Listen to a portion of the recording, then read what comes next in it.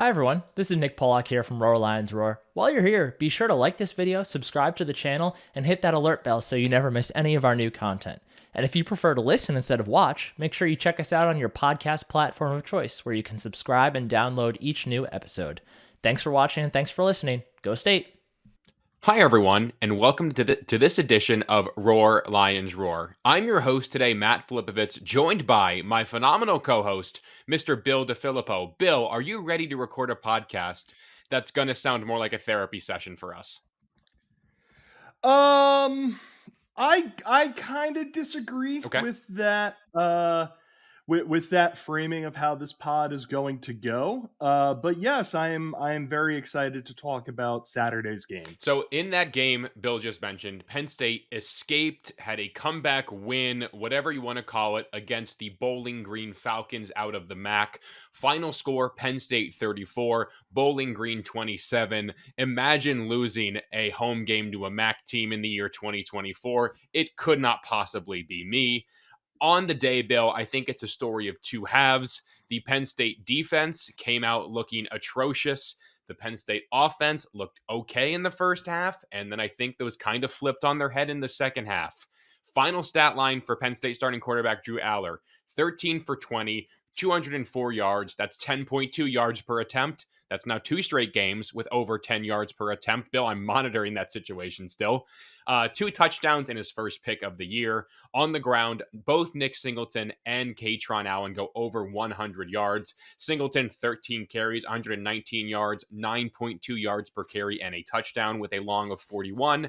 Katron, 14 carries, 101 yards, no touchdowns, but a long of 26. In the passing game, first overall pick Tyler Warren set the Penn State single game tight end record for receiving yards, 8 catches, 146 yards. Bill, no one else on the team had more than 2 receptions, with Amari Evans checking in with 2 receptions. Defensively, Bowling Green was able to move the ball on that Penn State defense. 254 yards passing, 121 yards rushing. Their tight end, Harold Fannin, 11 catches, 137 yards, 1 touchdown. Kind of hard to imagine he wasn't the most productive tight end in this matchup, considering that stat line that he put out there. And defensively, Bill, Penn State's leading tackler was Jalen Reed with 10 total tackles. Abdul Carter in second with 7 total tackles, as well as a nice pass breakup where he just got his hands up.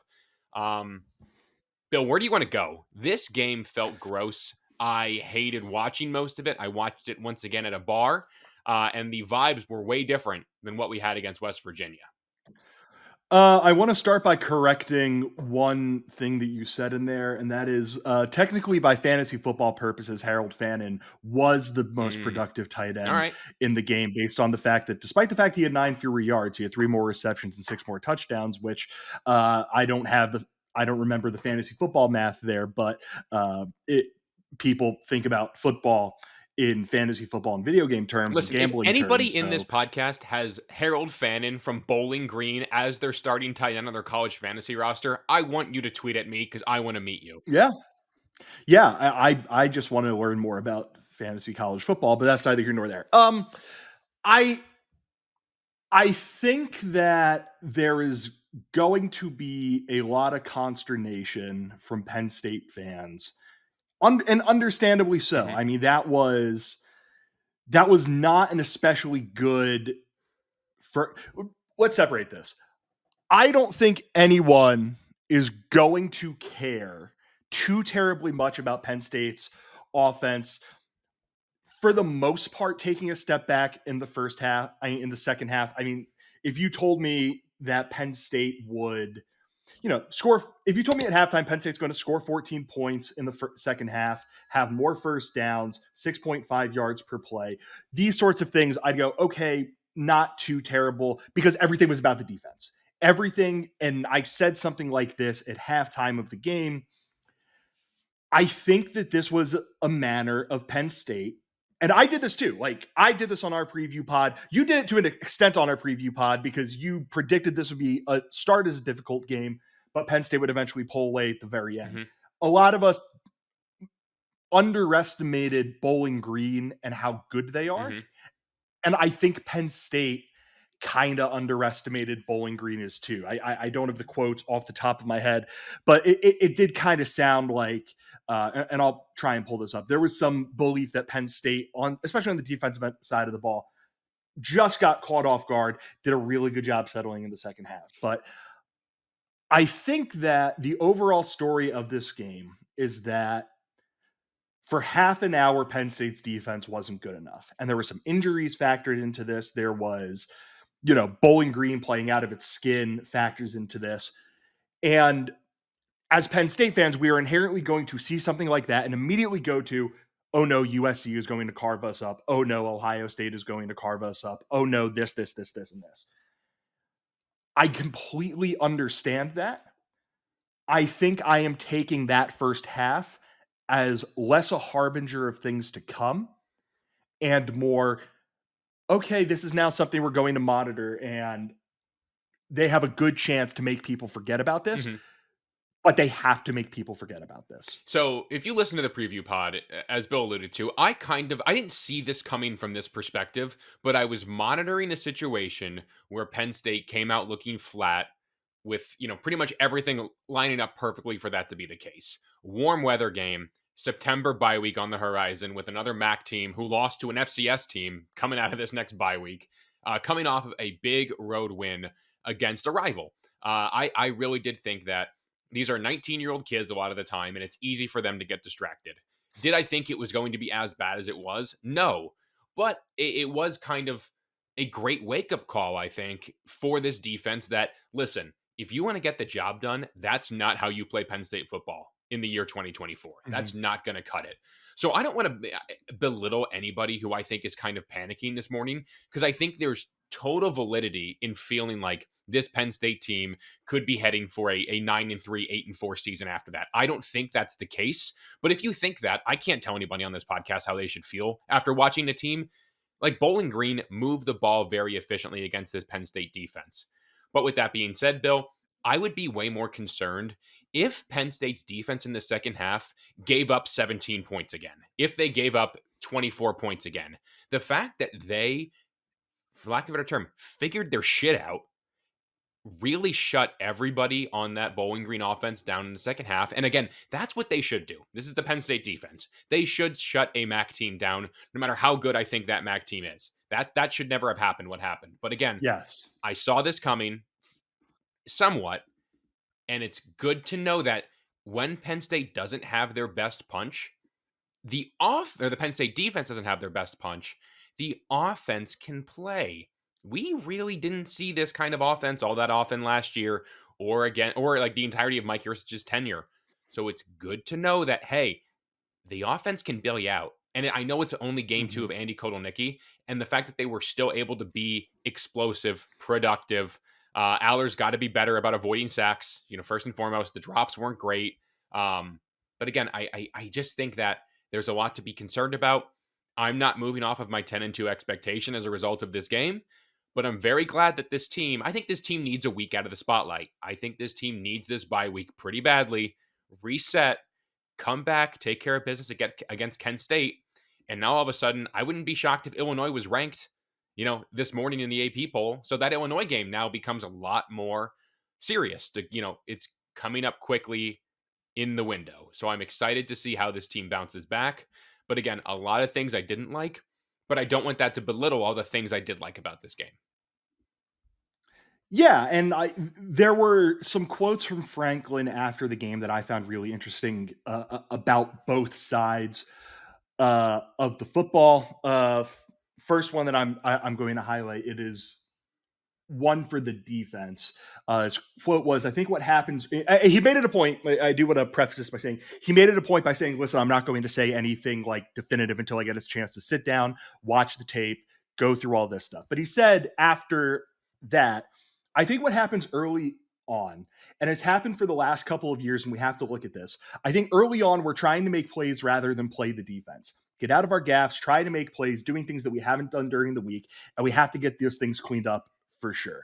And I think that quote mixed with the fact, again, Bowling Green played an unbelievable half of football. I almost feel like, and maybe this is just talking so far out of my ass that I don't know what I'm talking about, but I almost felt like that first drive, while factoring the fact that KJ Winston didn't really look at him like himself and ended up coming out of the game for basically the final 2.5 quarters, while mentioning the fact that Tony Rojas got banged up, missed, I think, the second and third quarter, it almost seemed to me like that first drive where they just air raided it down the field, marched down the field in 2.5 minutes, a couple big plays in the passing game, a couple plays that caught Penn State off balance. It almost felt like that punched Penn State in the mouth. The first quarter, Bowling Green threw the ball 13 times for 119 yards and ran it 8 times for 26 yards. So that's 21 plays in the first quarter. And then by the time that Penn State started to key in a little bit on the passing game, I mean, it wasn't, some revelation how well they played against the passing game in the second quarter. 8 passes for 73 yards. Bowling Green was then able to take advantage of that to find some success in the running game, 7 rushes for 68 yards. And I think Penn State got caught off guard. Mm-hmm. I think Penn State took a little while to get its bearings about it. And I'm interested in hearing your thoughts on this, Matt. Mm-hmm. It took Penn State a little while to kind of get their bearings about them in the passing game. And by the time that happened, Bowling Green started to churn the ball on the ground really impressively. And it just made it so Penn State needed halftime. And fortunately for Penn State, in the first half, Bowling Green, 7.9 yards per play and 24 points. In the second half, Bowling Green, 3 yards per play and 3 points. We're going to give Tom Allen, and a lot of people have given Tom Allen a lot of stick for how the first half went. I think they deserve credit for the second half, because once they got into the locker room, once they were able to compose themselves, and once they were able to settle down a little bit, they really did a good job at that point bottling up the run game. They really did a good job at that point getting Bowling Green off the field. Mm-hmm. And they were just able to settle and catch their breath a little bit in a way that you don't want them to have needed to do that. But when you do need to do that, you take it as a minor win that you were able to settle down. You know what the first half reminded me of, Bill? Like the way that Connor Bazelak and the way that Bowling Green offense was attacking Penn State. A specific game it reminded me of. Did it remind you of Buffalo in 2019? It did not. It reminded me of Purdue in 2022, where if you remember, the game plan in that game was dink and dunk, get the ball out quickly to Chuck Sizzle, shout out Charlie Jones on the Bengals, and really move the ball that way. I would be curious what Bowling Green's yak numbers were, because it felt like when they were moving the sticks, it was 6 yards every pass, 5 yards, 7 yards, 8 yards, really doing a good job scheming their guys open with quick throws, because Connor Bazelak, I think, understood that Penn State pass rush can cause hell if you hold the ball for longer than like 2.5, 3, 4 seconds.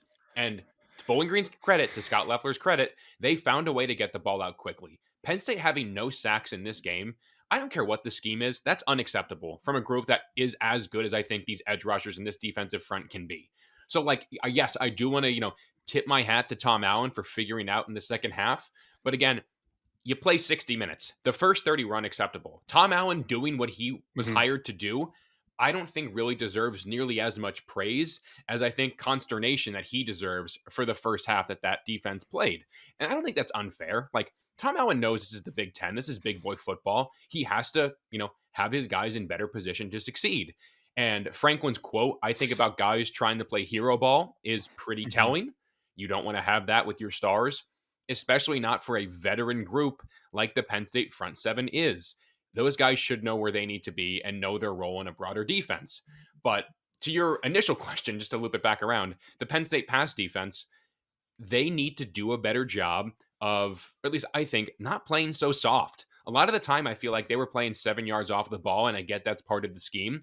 But at some point, you have to realize, okay, they're just going to keep on dinking and dunk this. We need to start stepping up in these passing lanes a little bit more. And I do think they got a lot better when they played closer to the line of scrimmage in the second half. But that first half, them playing soft, giving them 7 yards, and then Bowling Green eventually being able to run it up the gut a little bit towards the end of that first half, I think really creates a game plan that a lot of teams can take advantage of against Penn State if they don't get right very quickly.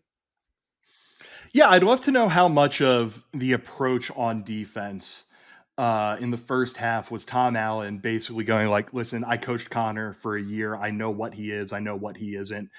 we're going to play a lot of cover 3, like, whatever it was that he tried to do, how much of that was informed by the fact that he coached Connor Bazelak for a year. Mm-hmm. And, maybe I'm incorrect on that. And also I read something wrong in my notes. In the first quarter, Bowling Green had 13 passes for 119 yards, 6.9 yards per play. In the second half, it was 9.4 yards per play. So they got better as the first half went along. And I do think that was a matter of, like you mentioned, playing a little farther off the line of scrimmage, being the RPO game that Bowling Green was using was working really well. Yep. I thought Bazelak was doing a really good job understanding when to throw, when to hand it off to their running backs. Jason Patterson, 16 carries for 57 yards. Jamal Johnson ripped off that 41-yard touchdown run on the game. And then the other thing that I think Bowling Green did really well, and Penn State doesn't have an answer to this because teams just don't have an answer to this, other than, like you mentioned, Matt, coming a little bit farther down and playing a little bit closer to the line of scrimmage. If Bazelak was holding the ball on average for longer than 2.5 seconds, I would be stunned. Mm-hmm. And even when he wasn't dropping back, getting the snap and immediately getting out, they did a really good job of moving the pocket and getting him away from Penn State's pass rush, Mm-hmm. and basically doing the things that you have to do to negate a pass rush. And I think, again, that is something that Penn State is going to need to work on. The fact that they had 0 sacks in this game was very much a function of how Bowling Green played. But at a certain point, like, you need to be able to get home. You need to be able to just do that stuff. But to put a positive twist on it, they eventually did start to do better at that stuff. Mm-hmm. In the second half, Bowling Green threw 4 passes for 5 yards in the third quarter, 15 passes for 57 yards in the second quarter. They averaged 3 yards per play in the second half. Penn State bottled up their running game, 11 rushes for 27 yards in the second half. I really do think, and again, there's a chance I'm proven very wrong on this. A lot of this just came down to Penn State not totally respecting its opponent. 100%. And Penn State thinking 100%. on the heels of last week, we could be at 5 out of 10s, 6 out of 10s across the board. And which is something that really does not bode well for a team is not a good approach for a team in general, but especially when you lose a guy like KJ Winston for as much time as they did. You lose a guy like Tony Rojas for basically the first half, 2 of your more impactful playmakers on the defensive side of the football. And it all came down to, I would have loved to be in that locker room at halftime, because I will guarantee a guy like Devon J. Thomas, a guy like, maybe a guy like Tyler Elsdon, a guy like insert name here, a guy like Kobe King, threw some stuff around, screamed, all these sorts of things. So a couple of quotes from Kobe King from after the game. It felt like we didn't come out really light, but the energy wasn't there. I definitely just sensed it. Everyone not being on the same wavelength. King also said, I would say, in a sense, guys tried to do extra, or some guys, against a team in a different conference, you're going to try things new. Some guys probably just did things outside of the job. Both of those came from Seth Engel of statecollege.com. That mentality is not good. No. That mentality is a bit of a concern. That mentality is something that's going to be really under, a real focus for everyone after the bye when they play against Kent State. Mm-hmm. But the fact that they were able to kind of shift their mindset and have a much better second half is something admirable, and something that I think, it helps Penn State's coaches because it gives them something to yell at everybody for, but it also helps Penn State's players because it really does hammer home, guys, when we lock in, we are as good of a defense as we think we are. You mentioned all those guys, the players on the team who you think probably threw some stuff in the locker room. I think Terry Smith and Dion Barnes and Anthony Poindexter, and not to mention Tom Allen. Like, I get Tom Allen's a new voice in that room. Dex, Dion, Terry have been around a long time. They've been around very good defenses. They know what a championship level effort is and what championship level football is not. And that wasn't what we saw in the first half. So I think those three, who have the respect of their rooms after being here for as long as they did, I think those are the guys we have to give credit to, as well as Tom Allen, for engineering the turnaround that team had, especially Deion Barnes' defensive line. I thought Devon J. Thomas played pretty well later on in the game. Zane Durant's a menace. Abdul Carter, Denai Dennis Sutton, Amin Vanover, Smith Vilbert, nothing really to write home about in this game. But again, you can chalk some of that up to scheme. And speaking of scheme, Bill, Penn State's offense, I think took a step forward. I think it wasn't good enough, but 2 running backs to go over 100 yards. I get you want more receivers involved, but Drew Aller, I think, did 2 things really well in this game. He took what the defense gave him. Hello, first overall pick Tyler Warren being open down the seam a ton. And he was unafraid to throw the ball to the middle of the field where he could be in harm's way. The Amari Evans push-off touchdown OPI that got called back, I think is a really good ball from Drew Aller, and I'm excited to see him throw it. I think the Singleton touchdown to put Penn State over the, get him back in the lead, over the middle, in between 2 safeties, good ball. A ball I don't think we would have seen him throw last year. I think that there's a lot for this offense to still get underneath it. But let's think back to like Joe Moorhead in 2016. It took the offense a minute to get clicking. I think maybe against West Virginia, it was a bit of fool's gold. I'm still not really sure how to view the offense just yet. But I think Aller and the offense doing enough to keep Penn State in this game was not something that I think he would have been able to do last year. So I like where that's at. In terms of the bad, receivers aren't involved. Trey Wallace, no catches. Julian Fleming, 1 catch. Amari Evans, 2 catches. Some bad drops there. Amari had the bad drop. Katron had the bad drop. Aller made a poor read on the Trey Wallace corner ball to try to get a touchdown. He just didn't see the corner, dropping back on it too. Credit the Bowling Green defense. That's a good play. Way to trick the quarterback. Good job. But I think they took a step forward this week. Yeah, I'm going to say something. I don't know how well this is going to go over. I think that might have been the best game Drew Aller has played as Penn State's quarterback. Wow. I thought that was as good as he has played for Penn State, because the offense kept being put in situations that weren't especially advantageous for them. Mm-hmm. There was a big issue on third down, in getting into these third down situations. Yes. On average, Penn State went 2 for 9 on third down, average of 8.5 yards to go. I am now going to run through their third downs in this game. On the first third down, 3rd and 7, Drew throws a strike to Trey Wallace on the sideline. Trey catches it. There's a holding penalty that gets called that is completely, like, there was no holding on the play. I believe it got called on Drew Shelton. What ended up happening instead was Vega Ioane just blocked a guy, and while blocking him, he pushed both Drew Shelton and the guy to the ground, and they called holding on Drew. It was stupid, but they call that. 3rd and 18, Drew makes an incredible play to step up in the pocket, avoid the pass rush, puts it right here for Amari Evans, and Amari doesn't bring it in.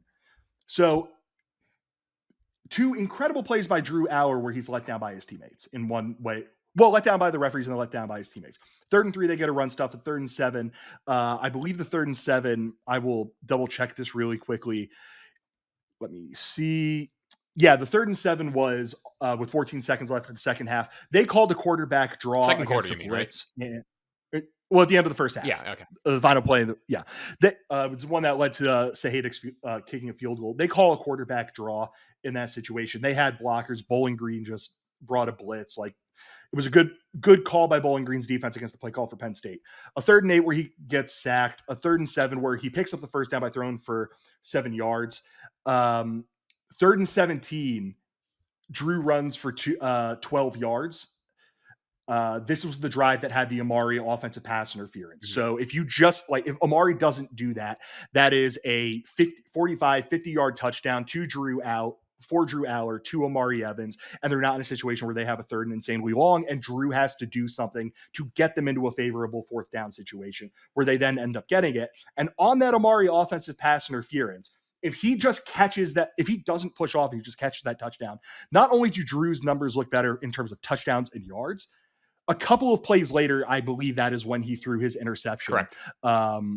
Yeah, so that play ended up just being a killer in a couple of different ways. A 3rd and 9 incompletion, a 3rd and 6 incompletion. They weren't great on third downs generally. And that is a big thing. There's a Franklin quote that I'll read here in a minute.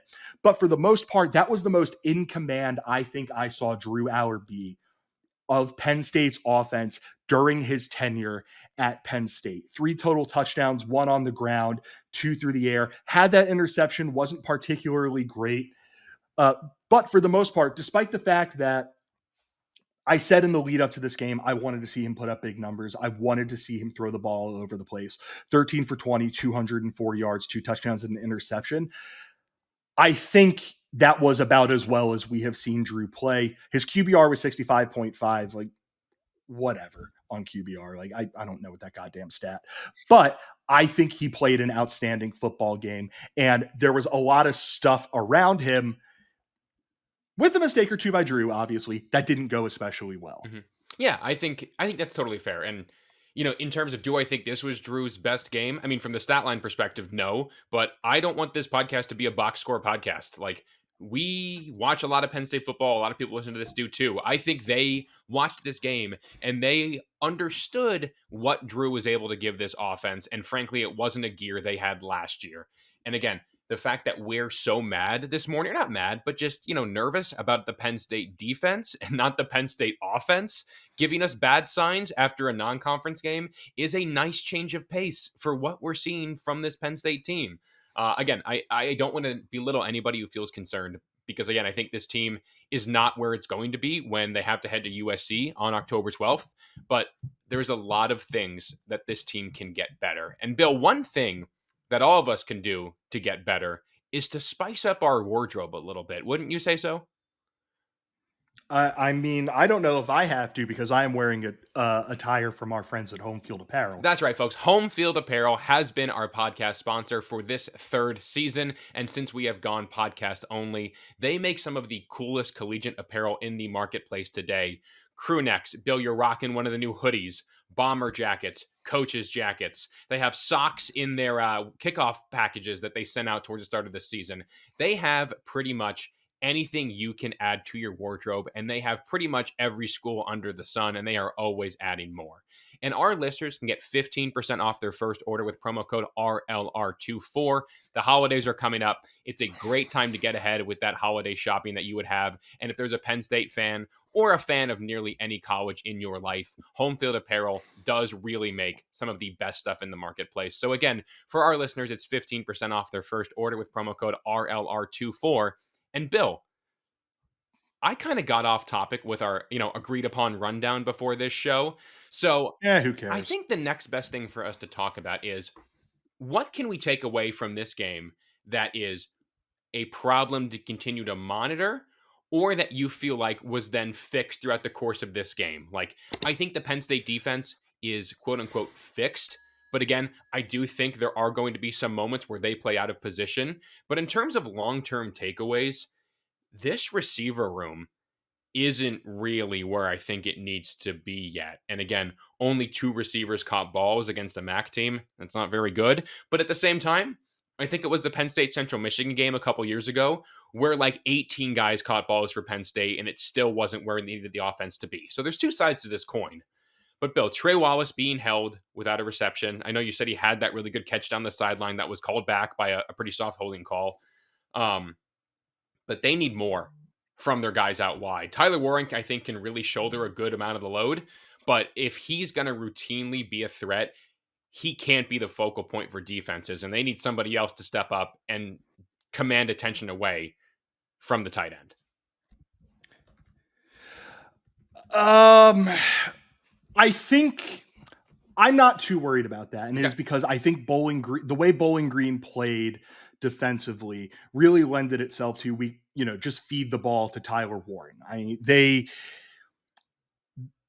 the number of times where Tyler Warren was wide open, because there's a give and take here. I was talking about this with some friends earlier this morning, but there is a balance that needs to be had between feeding the guy one ball over and over and over again and keeping your guys involved. I can't remember who we did it with, but at my 9 to 5, one of my colleagues spoke to someone in the NFL. I believe it was an NFL quarterback who basically said, like, yeah, there is something to, you have to make sure your guys stay engaged. You have to let them know you're looking to them. You're trying to get them to football. You're doing all these things. And I completely think there is something to that.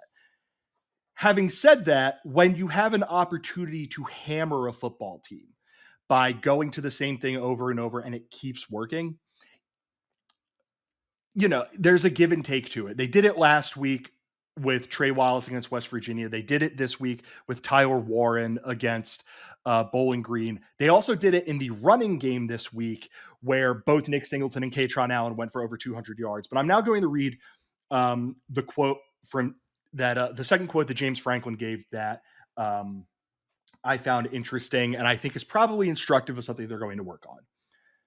The thing that we have to get better at is we got to be better on third down because we're not getting enough plays to be able to distribute the ball around to all of our guys. We're not getting enough plays to do it.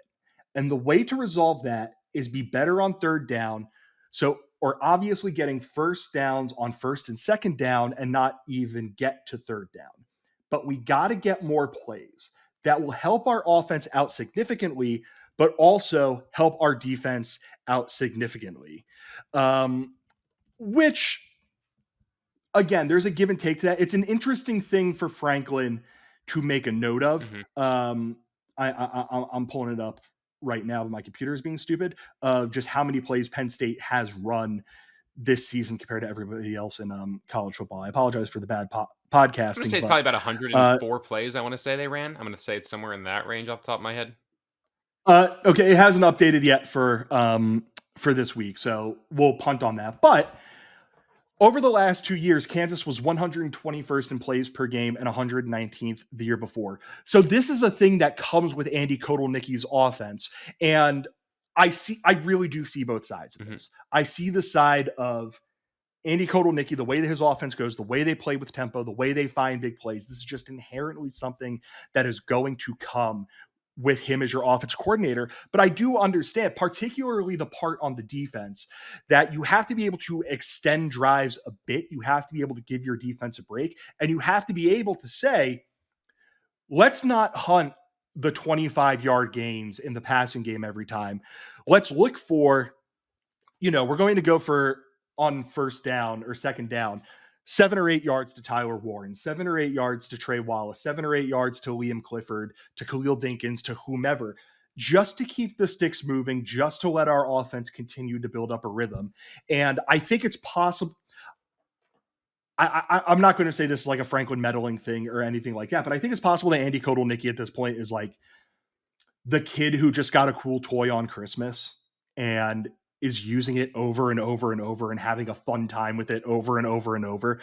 And eventually it's going to come back down to earth a little bit. But when you run the ball 37 times for 6.3 yards per carry, and that has a couple of sacks factored into that, when you throw the ball 20 times for 10.2 yards per attempt, and you have 13 receptions for 15.7 yards per catch, there's good in that. There is positivity and optimism to take from that. They do have to get a little bit better at extending drives. A large part of that, like Franklin said, is don't get into situations on third down where you have to get big plays. But when it comes to the offense, that is something that more than anything I want to see. I want to see, are they going to rely so much on big plays and explosives that it comes at the expense of efficiency? Or are they able to find that balance and be able to go, all right, we're going to be in more 3rd and 2s, 3rd and 3s, maybe skip third down altogether? Or are we just going to have to, as a function of this offense, get used to, all right, it's another 3rd and 9, time for Drew Aller to go out there and make a big play? So I'm going to disagree kind of here, Bill. I see your point about the desire to have some more efficiency and to not get in those 3rd and 9s and then need that big play, because again, you're probably not going to hit a good percentage of your big plays, and that's going to lead to short drives. But where I'm going to disagree with you here, Bill, is I can't say that I want this Penn State to change how explosive they are in any sense of the word after watching what we just watched. Yes, the defense is going to have to shoulder a lot of snaps as a result of this offense. That's the offense you hired Andy Kotelnicki to bring to Penn State. run it the way he wants it to. Get out of his way. Again, I don't think Franklin really meddles. I frankly don't. I think obviously you want more plays for your offense to get more guys involved. Anybody would want that. I get it.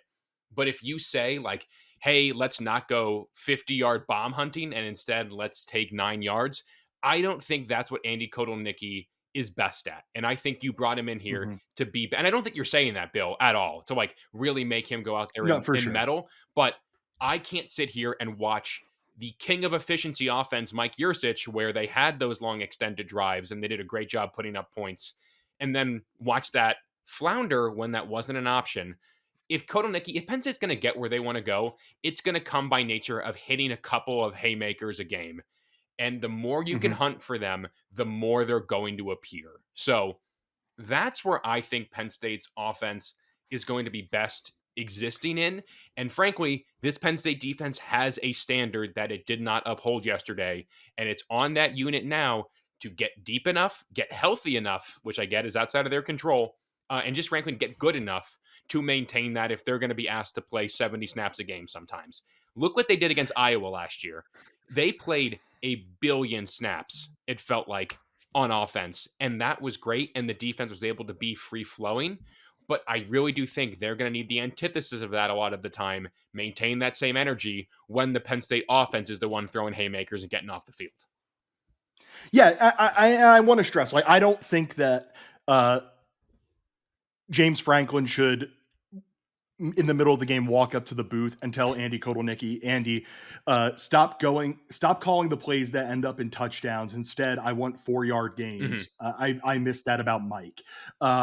What I'm more saying is that when you are in situations, a 1st and 10, a 2nd and 8, stuff like that, be a little bit more ready, willing, and able to get 6 yards.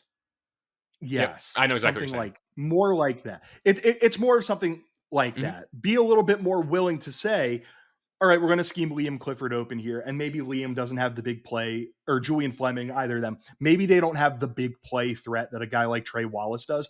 But let's get something a little bit easier here. Let's not go for the haymaker. Let's go for the body blow. Let's go for the jab. That makes it so we keep them at arm's length. And it's also worth mentioning, West Virginia and Bowling Green are two defenses that Penn State could do that stuff in. Penn State could find big plays, find that joy against, in a way that they won't be able to as consistently as they did do against Ohio State or against Wisconsin or something like that. So I'm willing to say, I think I wouldn't be surprised if a big part of this is Andy Kotelnicki figuring out what he has, figuring out his new toys, and also Penn State having favorable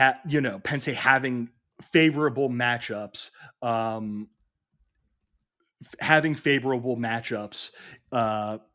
to do this kind of stuff this season. Like there's a lot that goes into this that I like. How upset could I be with the fact that Nick Singleton looks like the NFL running back that we know he can be? How upset can I be with the fact that Katron Allen ran for 7.2 yards per attempt?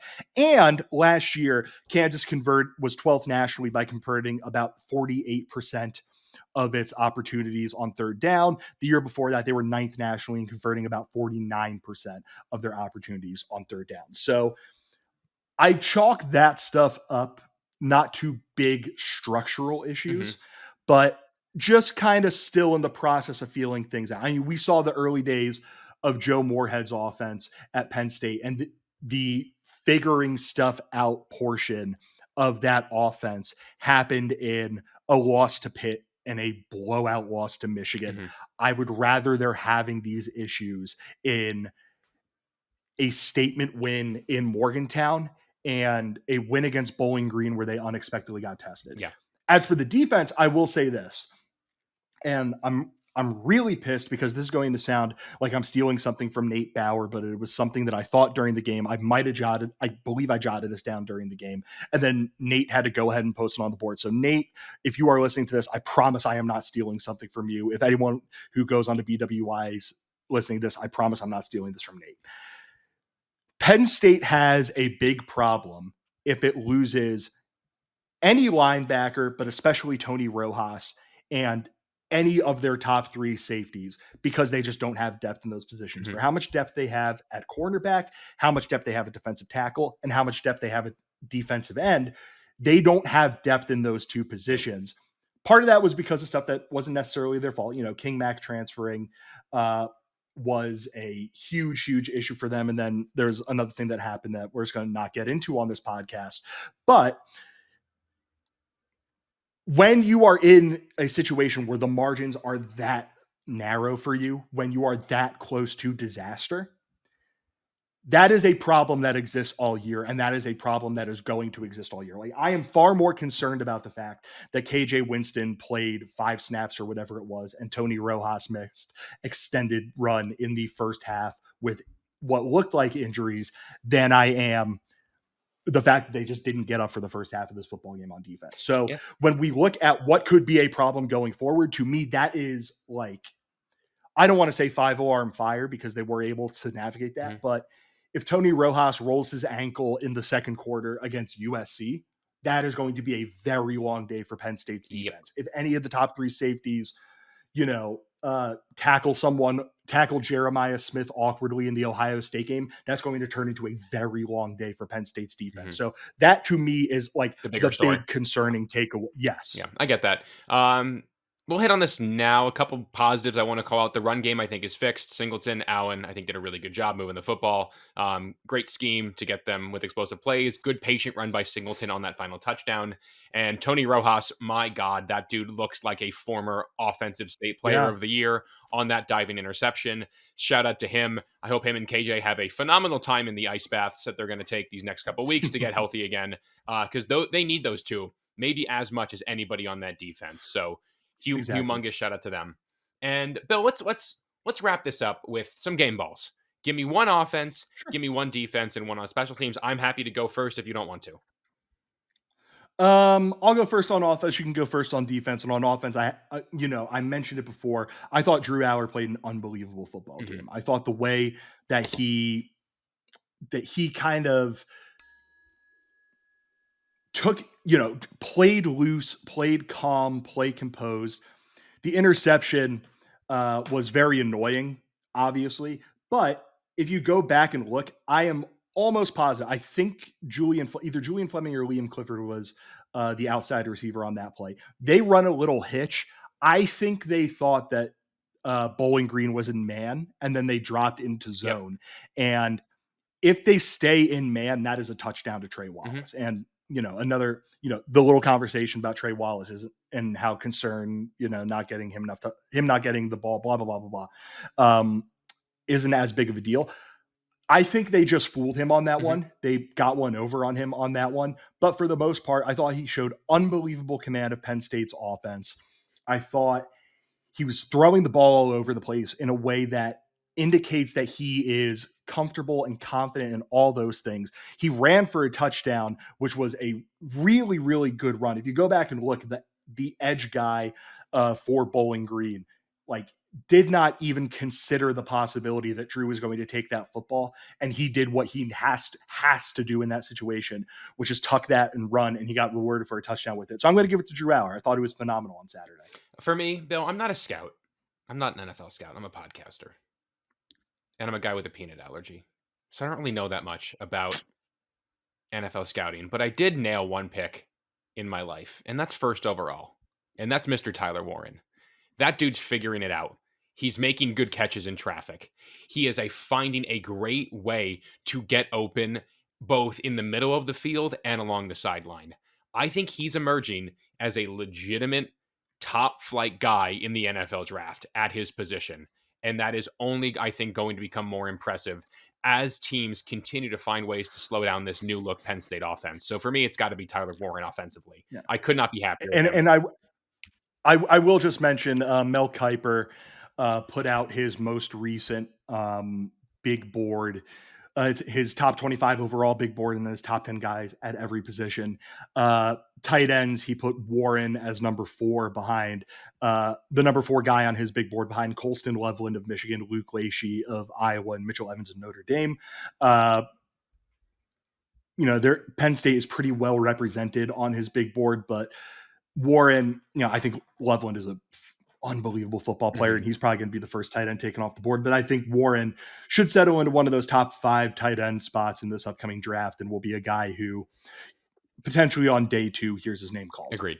And then defensively, I don't know why I want to give it to this guy so badly, because like a big part of me wants to give it to Tony Rojas. I thought Devon J. Thomas played better as the game went on, but Elliott Washington is showing me stuff, man. I think that dude can really play. He had the great pick against West Virginia, and then in this game, for a guy who doesn't really play starter level snaps, he flashes. He's consistent. I think a rising tide lifts all boats in that cornerback room, and Elliott Washington, I think, is ascending as much as anybody. That one play where he runs up and bats the ball down on Bazelak's rollout that he could have easily picked. That's a big boy play for a corner to maintain that composure behind the line of scrimmage. I think Elliott Washington is becoming a pretty good player for this Penn State defense. And again, his stat line is nothing to write home about, but I'm monitoring that situation where Elliott Washington is becoming a legitimate threat for significant reps in this defense. Yeah, really talented young player, a guy who, it sounded like Penn State was very excited about what he could be. And, the fact that he's breaking into a talented cornerback room is really impressive. I'm going to go with Rojas. Left the game for a bit, was banged up. Good on him for being able to bounce back. Hopefully, he bounced. Hopefully he's feeling all right. And like you mentioned, takes advantage of the fact that they have a few days off now. Yep. His stats on the game, he had, 5 tackles, 2 solo tackles, and a pass deflection. But I'm mostly giving this to him for the interception because of the timing that interception happened. Penn State scores a touchdown that was Nick Singleton. Allard throws an absolute dart into him over the middle of the field. That's a Sunday throw. That was. After that, for Penn State's offense, 9 plays, interception on a drive that had a touchdown taken off the board due to an offensive pass interference, and then had the pick. So put them into a little bit of a funk. The drive after that, it got basically nerfed before it got off the ground because a holding penalty I thought was pretty bad. I believe got called on I can't remember. Luke Reynolds, I believe, got called on a first down for Tyler. Again, like the refs were horrible. Like I'm not usually one to really complain about the refs, but there were a couple of bad holding calls in there. There was that absolutely horrible neutral zone infraction or offside or whatever they call it. I think Amin Vanover. The tackle on a third down. It's week 2 for the refs. Just I get horrible. it. Yeah, they've been bad across all of college football. And then after that, 1st and 10, Bowling Green gets the ball with 10 minutes left, down by 3 on their 19-yard line, and they start to move the ball a little bit. That play happened on a 1st and 10 from Bowling Green's 43. The receiver actually had a step on Rojas, and if Bazelak leads him a little bit more, that is a good gain down to about Penn State's 35 or so. And Rojas just makes an incredible play at a time when Penn State really needed someone to make an incredible play, inject a little bit of juice into the stadium. Franklin and some players have spoken after the game about how the energy in the stadium really did a good job carrying them in the second half. And that was a play that really injected a bit of life into a building that needed a little bit of life injected into it. So for his overall play, and for the fact that he came up big in a moment when Penn State needed literally anyone to make a big play, I'm going to give it to Tony Rojas. And my miscellaneous, Bill, I'll give it to a specialist, Sander Sahadak. Hat tip. Same. I was ready to pull the plug. Prove me wrong. Shout out to the Lehigh Valley. Really, really good job on your extra points. And some surprising pressure kicks. Like he made some good kicks. Yeah. I was stunned that Matt Millen didn't lean more into the fact that Sander Sahadak is from the Lehigh Valley, because if there's one thing that you can expect when Matt Millen is calling a football game, if you are from the Lehigh Valley, he is not only going to mention it, he is going to mention it over and over and over and over again. Like it is. What are your thoughts on Matt Millen, if I may ask? So he's Hakondakwa's finest, and as the son of a Hakondakwa native. The Millen family and my mom's parents grew up not too far from each other. So I don't know Matt personally. But like the Millen name has always kind of like been around. Like my mom grew up like hanging out with the Yeah. Millen kids. So listen, was he a great GM? No. Is he a great broadcaster? Probably not. But I'll be honest, that guy's living the dream, Yeah. and I would be infinitely jealous to have Matt Millen's existence as just a guy who gets to talk ball all day and hang around the Penn State program that he did a lot of good things for. So, Yeah, he's a great Nittany Lion. The way that he bounced back from a a lot of health health scare, scares, especially there was one however long ago that was like real bad. that by all accounts very bad. Bounced back from it when he does a Penn State non-con game, when he does the spring game, those sorts of things. Yeah, like those sorts of things. Like it, cool. Like I don't care. Look, I have to deal with Matt Millen for 11 hours a year. I'm fine with him. There are a lot of people who really, really don't like Matt Millen. Like I would probably say like going and retiring because he's also getting up there. He is, he's only 66. But he does, there's for, the criticism he gets as a broadcaster, there is something for me. It's almost like Lee Corso at this point where like, I understand not the best broadcaster in the world, a guy who comes under a lot of fire, but like, I'm just glad to see him at this point, man. Like, whatever. Should we like, all be so lucky to still do what we yeah. love at 66 years old? So exactly. Shout out Matt Millen. Exactly. Yeah. Bill, anything else you want to touch on before we send the folks into their week? We'll be back in your feed this week for I'm Thinking, Bill. We'll probably put out the call on Twitter for a Q&A. We'll do a mailbag episode, I think, kind of to fill the void of the September bye week with an absolutely terrible college football Saturday on the horizon in terms of quality of games. But Bill, anything you want to touch on before we send the folks off into their week? Just my general belief that I think the farther we get it, I think this game is going to be a very interesting one to look back on as the season goes on, because either one of two things are going to happen. Either one, the farther Penn State wins a bunch of football games and continues to grow and look better as a team, because they do deserve the opportunity to grow and get better as a football team. Yep. And as long as they do that, I think we're going to look back on this game and go, all right, it was 34-27 for Bowling Green. But as we look under the hood a little bit, 438 yards of total offense, 10.2 yards per attempt in the passing game, 6.3 yards in the rushing game, turned the ball over one time. Yeah, there were some concerns, but there were a lot more positives to take away from it than we would at the time. Or this game is going to be the harbinger of things to come. This game is going to be the one that we look back on when they lose 3 in a row to USC, Wisconsin, and Ohio State, and, struggle to get off the ground in the whiteout game against a not particularly great Washington team. So this is a game that I think is going to be very, very interesting when the season is over and we are trying to kill some time between the Maryland game and Penn State's bowl game to look back on and go, all right, what actually was there for us to take away from that Bowling Green game? Mm-hmm. Because it's possible we end up just laughing at this and going, boy, they really didn't care in that first half on defense, did they? No, yeah, that's a great call. And on the Bowling Green front, they're on a bye this week as well. So you don't get a chance to watch them and root for strength of schedule. And then their next game, they head to Aggieland to play Texas A&M, who lost to a team who lost to a MAC team. Never forget. But Backyard Brawl is this weekend. I am unafraid to admit I'm rooting for the Mountaineers in that one for strength of schedule purposes only. Always. Wink, wink. Yeah, Bill, that's all I got. Same here. Well, thank you so much for listening to this edition of Roar Lions Roar. Be sure to follow us on your podcast platform of choice. If you're watching us on YouTube, jump in the comments. If you have a question for our mailbag next week, feel free to drop it under this video. Be sure to give us a like there as well.